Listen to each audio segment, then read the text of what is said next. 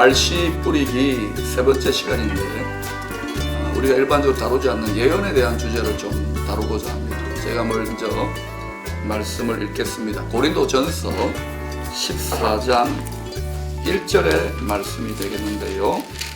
우리 오늘 정원희 목사님 같이 하고 계시는데 고린도전서 14장 1절 제가 읽도록 하겠습니다. 사랑을 추구하며 신령한 것들을 사모하되 특별히 예언을 하려고 하라. 특별히 예언을 하려고 하라. 우리 정원희 목사님, 네. 예언하는 사람들 혹시 예언 기도나 예언에 대해서 들어보거나 받아본 적이 있습니까? 많이 들어보고 봤는데 굉장히 예언이란 개념이 좀 추상적이라서 네. 좀 배우고 싶은 마음이 있었지만 쉽게 접근을 못했던 것 같습니다. 예언에 대해서 아마 목회를 하고 계시면서도 질문이 많을까, 의문이. 네.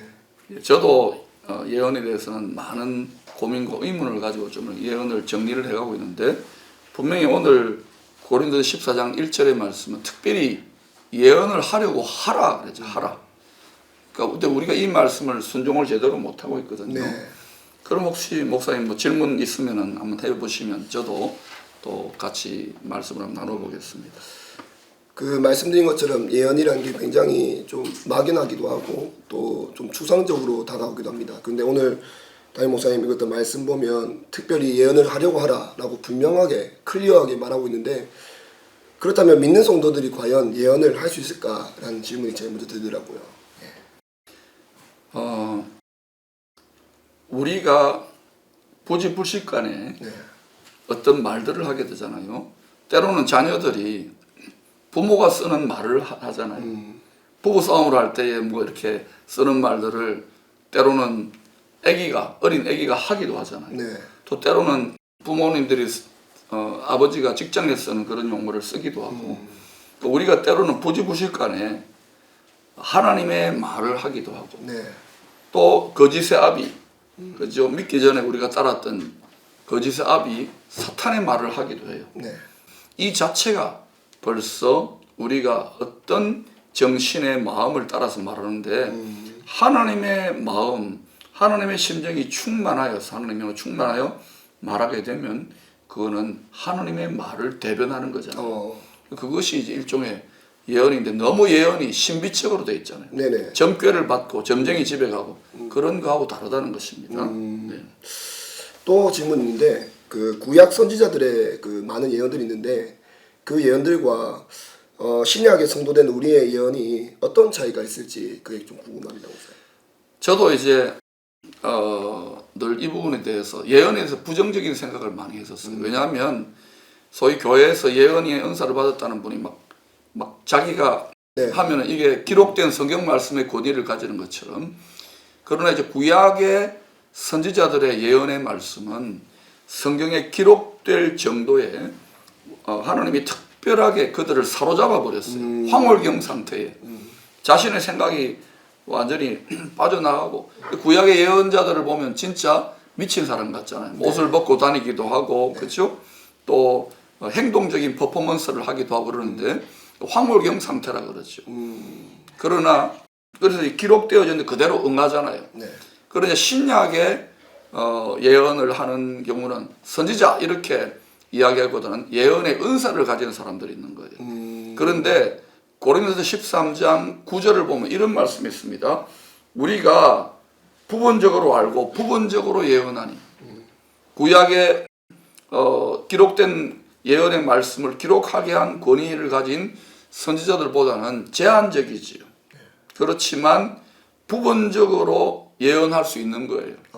그리고 예언하는 것이 고린도전서 14장에서 예언을 특별히 예언을 하라고 예언을 하려고 하라고 사도 바울이 권면하는 이유는 그것이 교회 공동체 다른 성도들의 유익과 덕을 세우기 위한 것이기 때문에 그래서 오늘날 이 시대에 참 교회가 약점이 생긴 것은 사단이 예언에 대해서 굉장히 왜곡되고 부정적인 생각을 주었어요. 심지어는 목회자인 저도 아마 정 목사님도 누가 예언한다 그러면 일단은 색안경을 켜고 볼 거예요. 맞습니다. 예. 그러니까 우리가 예언에 너무 이렇게 두려워하면 안 돼요. 가지고 장난감 가지고 놀듯이 이제는 자유롭게 이것을 하나님의 뜻대로 지혜롭게 사용할 수 있는 자리까지 가야 될 것입니다. 네. 우리가 부분적으로 예언한다는 것을 아셔야 돼요. 그럼 또 질문이 부분적으로 예언한다 하는데 예언하는 성도들마다 또 예언이 다를 수 있는데 그것을 어떻게 분별하고 또 조절해야 될지가 좀 질문이 됩니다. 네. 이제 저도 어떤 사건에 대해서 서로 다른 견해, 생각 네. 이게 예언적으로 보면은 서로 다른 예언의 말씀들이 나타날 때가 어쩔 때는 굉장히 희망적으로 하는데 어떨 때는 굉장히 암울한 이야기를 하기도 합니다. 그건 동전의 양면처럼 마치 여당과 야당이 서로 다른 것처럼 하나님의 희망과 비전을 주지만 원수 마귀들의 공격은 이렇게 전개될지도 모른다는 이 양면에 있는 것처럼 그렇게 되어지는데 고린도전서 14장 32절을 보면은 예언하는 자들의 영은 예언하는 자들에게 제재를 받는다 그래요. 컨트롤을 받는다는 것이죠. 그래서 구약의 예언 선지자들의 예언보다도 신약의 예언의 은사를 받은 분들은 예언이 훨씬 더 민주주의적으로 진행돼요. 그래서 누군가가 하나님 앞에 하나님의 감동, 하나님의 계시, 하나님의 마음이 주어져 선포를 하잖아요.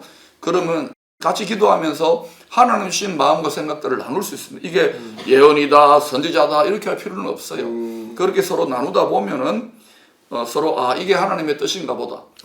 예언적인 합의 구조.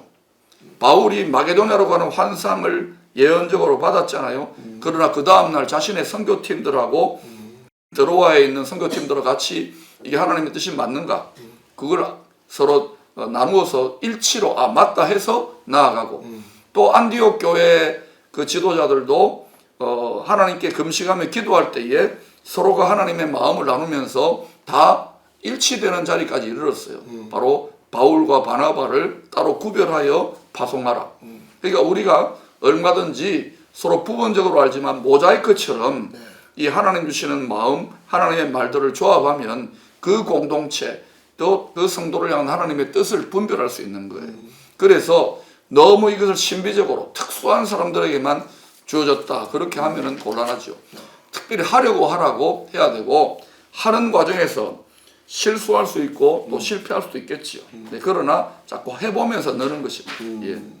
목사님 말씀 드리니까 예언에 대해서 좀 많이 마음이 가벼워지죠. 예, 가벼워집니다. 예. 틀리면 어떡할까 싶었는데 굉장히 쉽고 정확하게 예언에 대해서 정의되는 것 같은데 그럼 이 예언을 좀 하고 싶은 마음이 생기는데 어떻게 하고 싶어요? 예, 하고 싶습니다. 사고 치면 안 됩니다. 예, 목사님의 권위 안에서 예언하고 싶은데 어떻게 하면 이게 좀 개발하고 또 활용할 수 있을까? 우선은 이와 같은 은사에 대해서 많은 고민과 시행착오를 거듭해서 성숙하게 또 여러 변수들을 다스릴 수 있는 영적 지도자의 권위 아래 들어가는 게 좋고요. 그 다음에 그냥 함부로 공적인 예언을 남발하면 굉장히 문제가 생기잖아요. 그래서 우선은 개인적인 차원에서 이렇게 내가 기도하면 하나님 주시는 감동으로 예언적 중복이라고 하죠. 하나님의 마음으로 기도하는 겁니다. 이게 대단한 게 아니라 성령 안에 기도하는 거예요.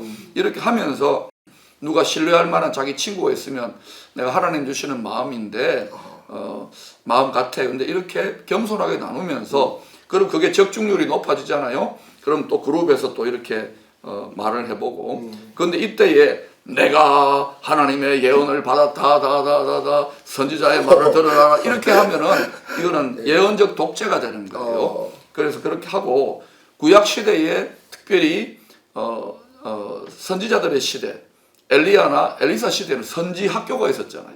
요즘 또 신학교를 선지 학교라고 그러잖아요. 요즘 신학교는 선지 학교라기보다는 책으로 교수님의 공부를 하는 이런 식인데 선지 학교가 있었다는 말은 예언의 은사들, 예언자들이 훈련을 했다는, 연습을 했다는 거예요. 자꾸 했다는 거예요. 그 중에 가장 뛰어난 예언자들, 선지자들이 하나님의 영광을 받아서 거짓 선지자도 있어요. 거짓 교사들도. 그러나 그렇게 해가지고 이제 하는데 예언자들, 선지자 특징은 뭐냐면은 설령 이 하나님의 말씀을 선포해서 내가 손해를 보고 어려움을 겪더라도 죽을 각오를 하고 말씀을, 하나님 주신 말씀을 선포하는 그 선지자, 그 예언자가 참 예언자예요. 그래서 우리가 이런 것을 자꾸 하면서도 우리가 조심해야 되는 것은 사랑을 따라 구해야 돼요. 오늘 14장 1절에 고린도서 10장 사랑이신 하나님의 성품을 따라 구하는데 성자 하나님은 죽기까지 네. 예언적인 말씀을 하셨잖아요. 네. 죽으셨잖아요. 네. 그 정도의 각오를 가질 때 이것이 거짓 예언이 안 되는 거예요. 뿐만 아니라 신뢰한 것들을 사모해야 돼요.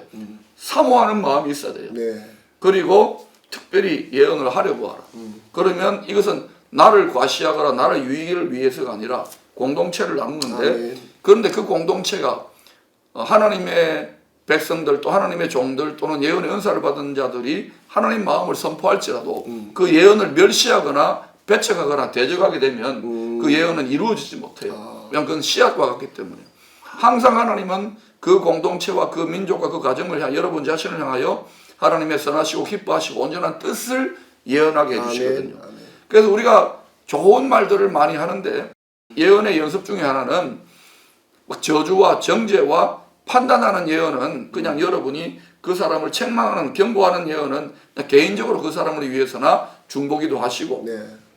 오히려 어떻게 가져가는 게 좋으냐면 축복과 또 축원과 격려 그렇게 하시고 정말 신뢰하는 공동체나 신뢰하는 개인이나 친구의 경우에는 아프게 책망할 수도 있겠죠.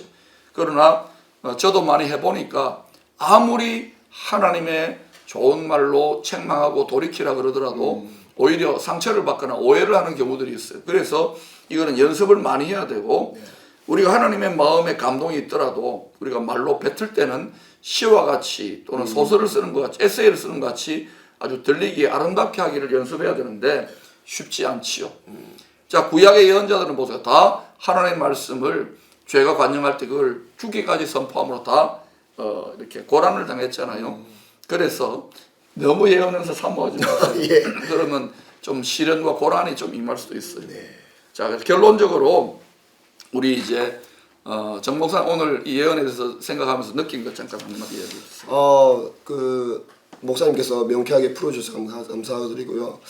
특별히 그 건강한 공동체 안에서 예언을 해야 된다라는 게 포인트 같습니다. 그래서 좀 처음에 시행착오가 있고 좀 실수가 있더라도 공동체의 그 보호 아래 또 공동체의 권위 아래서 예언을 연습해 나가면 하나님이 기뻐하시고 또 공동체의 덕이 되는 예언을 할 수 있지 않을까라는 생각이 들고 목사님께 귀한 가르침 감사하다 말씀드리고 싶습니다. 저는 예언이라는 것을 너무 예언이라는 단어도 잘 안 썼으면 좋겠어요. 그냥 이미 이 얘기에 예언이 가득 있잖아요. 아멘. 그래서 여러분이 예언을 연습하는 가장 좋은 길은 뭐냐면은 예언한다 이렇게 말하지 말고 처음에는 다 미숙하니까 성경 말씀을 가지고 서로 대화하고 덕담하고 자꾸 성경 말씀이 주도하게 하면 이 자체가 예언의 말씀이기 때문에 그렇게 하다 보면 이게 은사적으로 또 내가 어떻게 하는가 시행착오를 겪습니다. 그러나 점점 그렇게 해가면서 내가 적중률이 높아가고 많은 열배를 맺게 될 거예요. 반드시 하나님의 마음으로부터 나온 우리가 한 말이면은 성취됩니다. 믿음의 선한 싸움을 여러분에게 주신 하나님의 선한 마음의 뜻, 하나님의 약속의 말씀의 예언을 따라서 믿음의 선한 싸움을 싸워서 여러분이 향한 가장 좋은 뜻이 성취되는 그런 축복이 되기를 소망합니다. 아멘.